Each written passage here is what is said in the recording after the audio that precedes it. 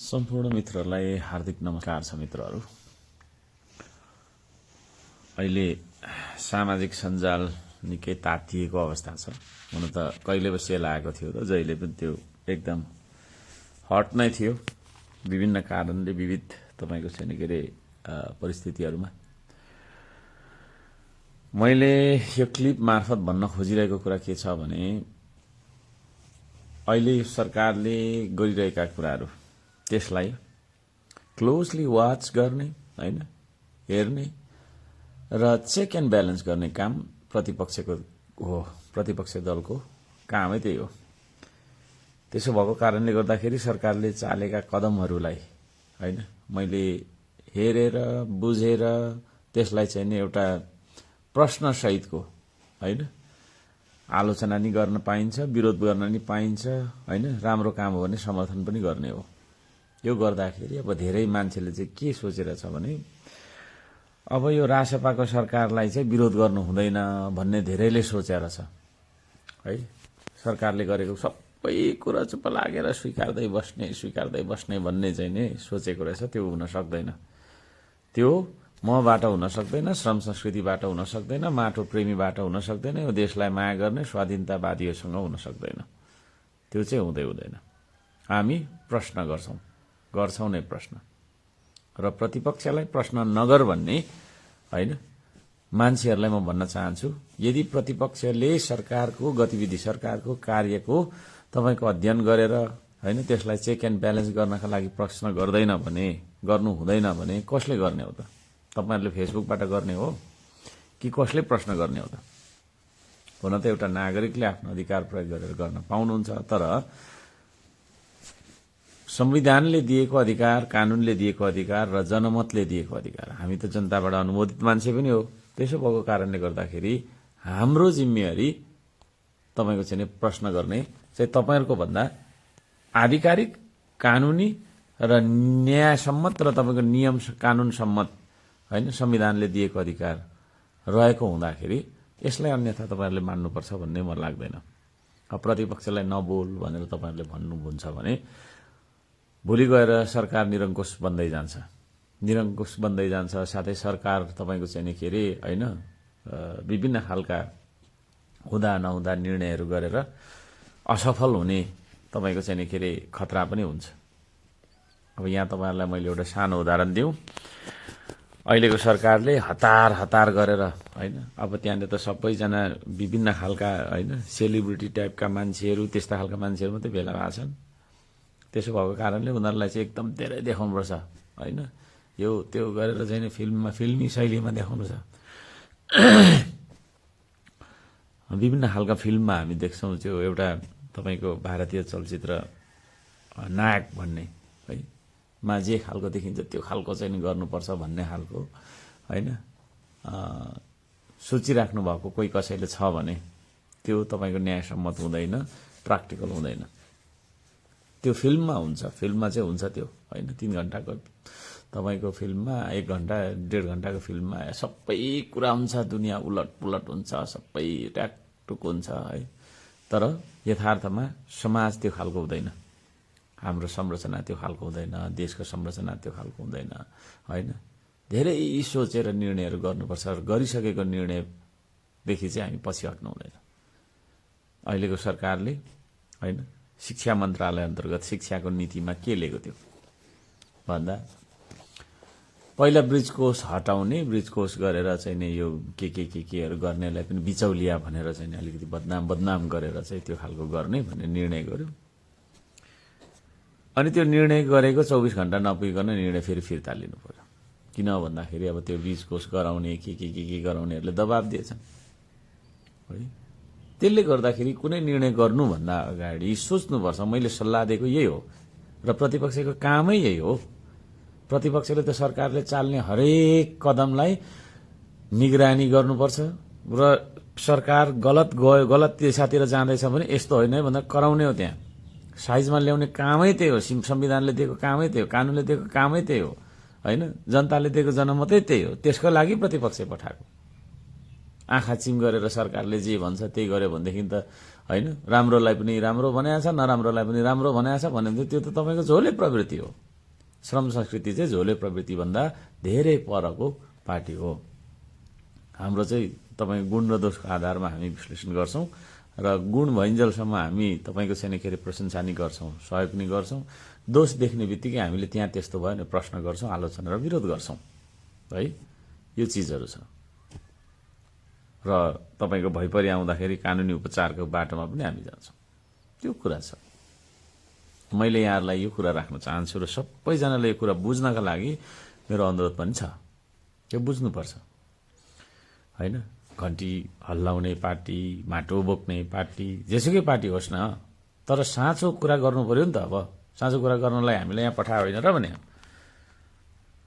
जहिले पनि साँचो कुरा गर्दाखेरि चाहिँ मन दुखाउनु पर्ने, धेरै बोल्यो। प्रतिपक्षको कामै बोल्ने हो, यो त केही पनि होइन। धेरै बोल्नुपर्छ। जति तपाईको विकृति विसंगति देखिन्छ त्यसको विरुद्धमा बोल्नुपर्छ। म सम्पूर्ण श्रम संस्कृतिमा आस्था राख्ने सबैजनालाई म विकृति विसंगतिको भण्डाफोर गर्नुहोस्, अभियान भण्डाफोर चलाउनुपर्छ। त्यो नगरी त हुँदैन।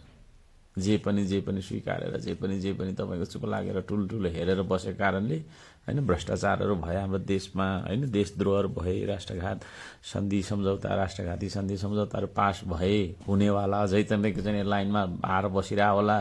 ती सारा कुराको विरुद्धमा बोल्ने कि नबोल्ने हैन। अर्को साम्पाङ धेरै बोल्यो।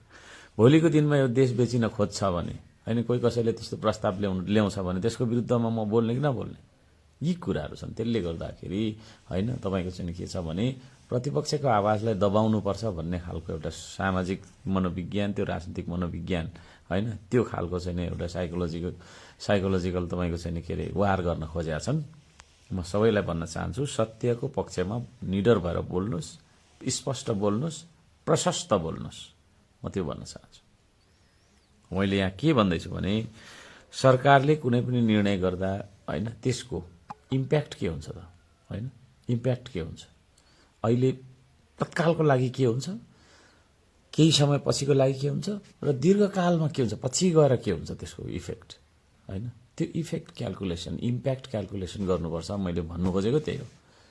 अब एउटा सरकार जस्तो तपाईको निकायले एउटा निर्णय आज गर्ने अनि दबाब आयो, ल अप्ठ्यारो भएछ, थेक्न सकिएन सक्ने, ल अपरिपक्व भयो तपाईको चाहिँ के रे निर्णय गरेर, ल अब चाहिँ यस्तो हुँदैन रहेछ है भनेर त्यो फेरि निर्णय हैन वेबसाइटमा हालेको निकालिहाल्ने है। यसले के देखाउँछ, कतिको हामी परिपक्व रहेछौं भन्ने कुरा देखाउँछ हैन। हामी परिपक्व बन्ने कि नबन्ने भन्ने कुरा हो है। सरकार चलाउनु भनेको कुनै तपाईको एउटा हैन परिवार चलाउनु अथवा चाहिँ नि भनौं न आफ्नो व्यक्तिगत निर्णयलाई चाहिँ यसो चाहिँ उ गर्ने खालको होइन। अब अहिले केपी ओली यो चाहिँ नि के रे हाम्रो रमेश लेखक केलाई पनि पक्रेको छ। अब 2-4 दिनमा तपाईको छोड्दिनु पर्यो भने सरकारको इज्जत के हुन्छ,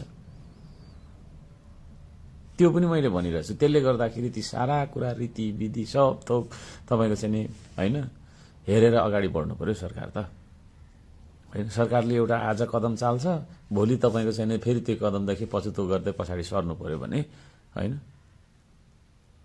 के हुन्छ। त्यो त्यस्तो खालको आलाखाचा निर्णयहरु, त्यस्तो खालको आलाखाचा कदमहरु सरकारले नचालोस् भन्ने हैन 24 घण्टा तपाईको चाहिँ के निगरानी गरेर हामी बसिरहेका छौं। हामी सरकारलाई साइजमा ल्याउँछौं। प्रतिपक्षको काम त्यही हो, असल प्रतिपक्षले गर्ने नै त्यही हो। प्रतिपक्षलाई प्रश्न सोध्दाखेरि प्रश्न नसोध्नु भन्ने त्यस्ता मान्छेहरु छन् भने तपाईहरु को हो? लोकतन्त्रमा प्रतिपक्षले हैन सरकारलाई साइजमा ल्याउने कि नल्याउने? त्यसैले निरङ्कुश हुन दिने त? सरकारले जे गर्यो त्यही ताली बजाउँदै अन्धभक्त भएर हिँड्नु पर्ने हो हामी? त्यो हुँदैन हैन। हामी भनेको सचेत, सक्रिय, मुखर प्रतिपक्षको रूपमा हामी छौं, जिम्मेवार प्रतिपक्षको रूपमा हामी छौं हैन। प्रधानमन्त्रीले तपाईको चाहिँ के रे सदन लागेकै छैन, सदनमा भेट भएकै छैन, मेन तपाईको चाहिँ उद्घाटनै भएको छैन भनौं न, कार्यक्रम उद्घाटन नै भएको छैन, तपाईको चाहिँ के रे उता आफ्नो विचार राख्ने मन्तव्य मञ्चन भइसक्यो भने जस्तो के हैन। कुनै पनि कार्यक्रम उद्घाटनहरु हुन्छ होला हैन है, त्यसपछि गर्ने होला नि त, त्यसको पनि विधि होला। संसदको बैठक बोलेको के रे बसेको छैन, उता प्रधानमन्त्रीले कहाँ के बोलार्यो भन्छ, त्यसमा हामी गइनौं, नगएको फेरि गएन भन्छ। किन जाने? सबभन्दा ठूलो भनेको तपाईको चाहिँ देशमा जनता हो। जनता भन्दा ठूलो कोही हुन्छ? हुँदैन। जनताले दिएको जनमतबाट स्थापित सबैभन्दा सार्वभौम तपाईको चाहिँ के रे भनेको चाहिँ संसद हो। त्यो संसदको बैठकबाट सुरु हुन्छ। बैठकमा तपाईँको चाहिँ हाम्रो विचारहरू हामी राख्छौँ, अरूको नि सुन्छौँ होइन। हाम्रो प्रस्तावहरू हाम्रा चाहिँ छ त्यहाँ तानाबाना विभिन्न खालका कुराहरू, ती तानाबाना हामी अध्ययन गर्छौँ। त्यस पछाडि तपाईँको चाहिँ के अरे प्रधानमन्त्रीले बैठक बोलाउने हो नि, त्यस पछाडि बैठक बोलाउने हो या के बोलाउने हो, त्यस पछाडि तपाईँको चाहिँ के अरे हाम्रा कुराहरू त्यहाँनिर हुन्छन्। अब संसदको बैठकै बोलाएको छैन, अब प्रधानमन्त्रीले कता बोलायो, घरि यता बोलायो, घरि उता बोलायो भने त्यति सस्तो तरिकाको चाहिँ छैन। हाम्रो श्रम संस्कृति त्यस्तो होइन होइन, हामी त्यो होइनौँ। हामी सार्वभौम जनताले तपाईँको चाहिँ चुनेर पठाएका मान्छेहरू हौँ। त्यो जनताको चुनावमा होइन, जनताले चाहिँ चुनेर पठाएको मान्छेहरू जथाभावी जे पाते गरी हिँड्ने अनुमति पनि हामीलाई छैन। त्यसो भएको कारणले रीति विधि थिति यी सारा कुराहरूलाई हामीले हेरेर हामी अगाडि बढ्नुपर्छ। कोही कसैको तपाईँको चाहिँ एकलौटी हुँदैन। ती सारा कुराहरू नेपाली जनताको प्रोपर्टी हो। यो अहिले बन्ने बजेट बनाउने नीति सारा कुराहरू होइन, हामीलाई नसोधी, हामीलाई तपाईँको चाहिँ के अरे नदेखाई, हामीबाट अनुमोदित नगरी, संसदबाट अनुमोदित नगरी होइन, सङ्ख्याको यहाँ दम्बले हुँदैन। सङ्ख्या कसको कति छ के छ त्यसले के फरक पार्छ? पार्दैन त्यसले होइन।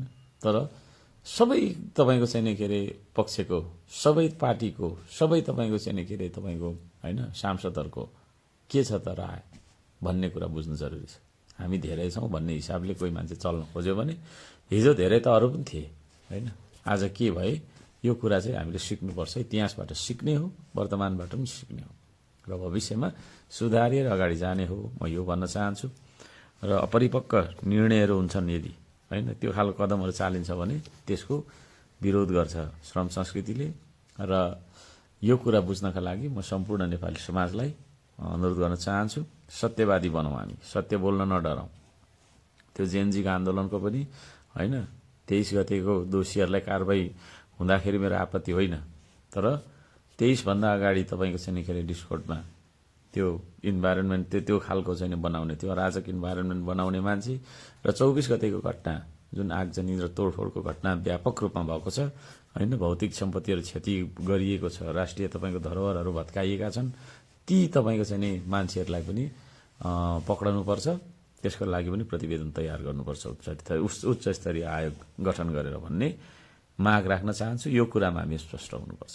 एउटालाई दण्ड दिने, अर्कोलाई के अरे माफी मिना गर्ने भने त्यही तपाईँको चरित्रलाई तपाईँको के भनिन्छ भन्दाखेरि प्रतिशोध भनिन्छ।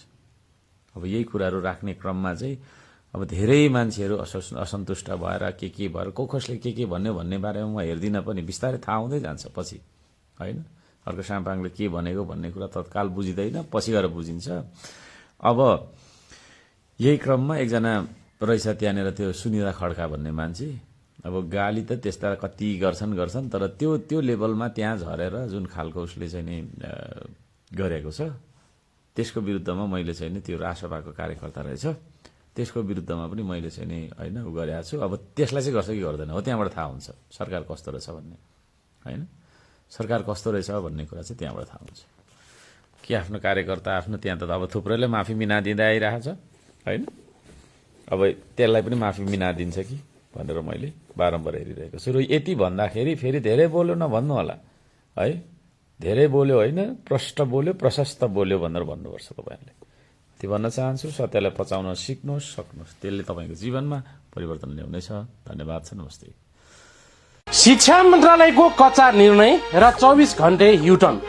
सरकारको निर्णय कि केटाकेटी पनि 24 घण्टा पनि टिक्न सकेन शिक्षा मन्त्रालयको त्यो चर्चित फरमान र विद्यार्थीको भविष्य सुधार्ने नाममा गरिएको एउटा बोल भनेको निर्णय अन्ततः व्यवसायको दबाव र आफ्नै अपरिपक्वताका कारण गुपचुप फिर्ता लिएको छ।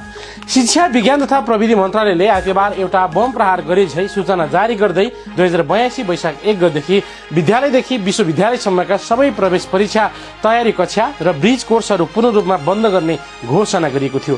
तर यो क्रान्तिकारी भनिएको निर्णयको आयु 24 घण्टा पनि पुग्न पाएन र सोमबार बिहानै मन्त्रालयको वेबसाइटबाट त्यो सूचना रहस्यमय ढङ्गले गायब भयो।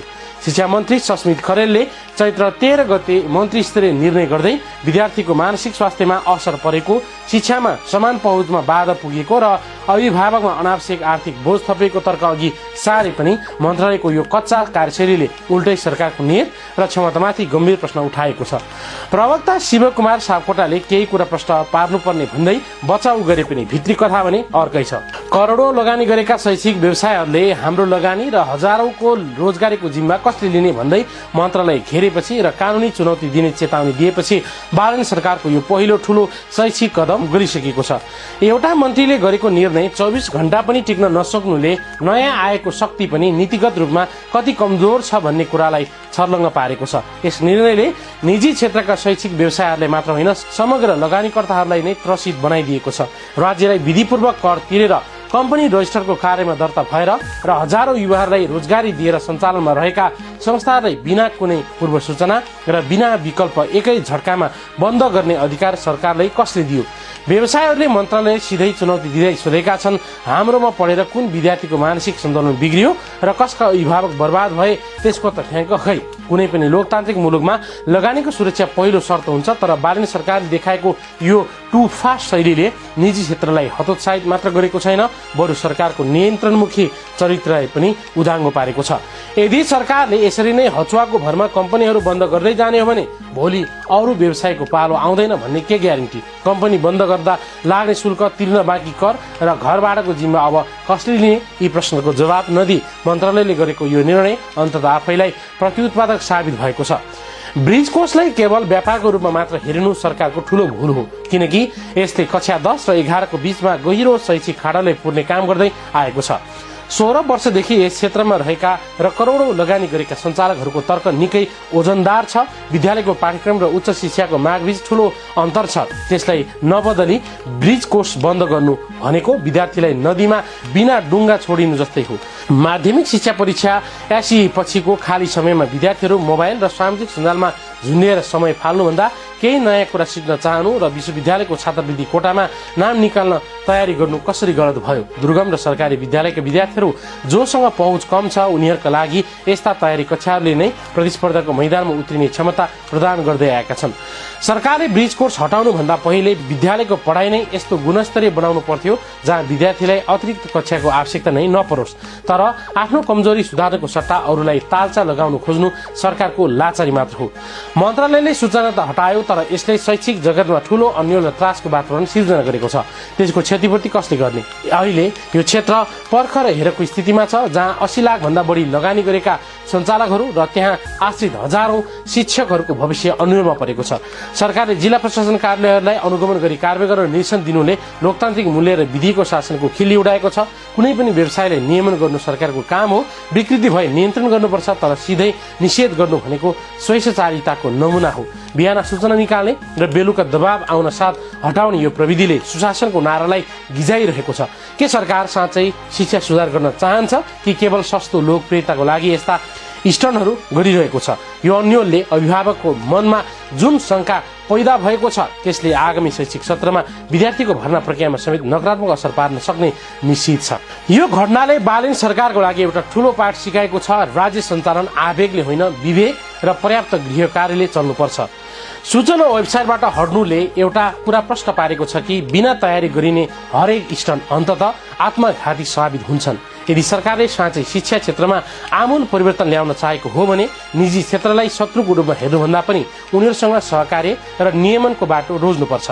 विद्यार्थीको मनोविज्ञान र अभिभावकको खल्तीको चिन्ता गर्ने सरकारले पहिले सरकारी विद्यालयको गुणस्तर सुधारेर देखाओस्, जसले गर्दा विद्यार्थी आफै ब्रिज कोर्स धाउनु नपरोस्। लोकप्रिय देखाउनका लागि हतारमा निर्णय गर्ने र दबाव आउन साथ युटर्न लिने यो चरित्रले बालनको कडा प्रशासकको छविमा समेत दाग लगाइदिएको छ। अब हेर्नलाई यो बाँकी छ कि मन्त्रालयले यो सूचनालाई परिमार्जन गरेर ल्याउँछ कि व्यवसायको अगाडि घुँडा टेक्छ।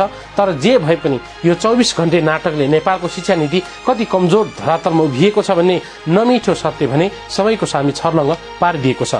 उज्यालो विशेषको अङ्क यति नै। विवेक रोचन बित्न चाहन्छु। नमस्कार।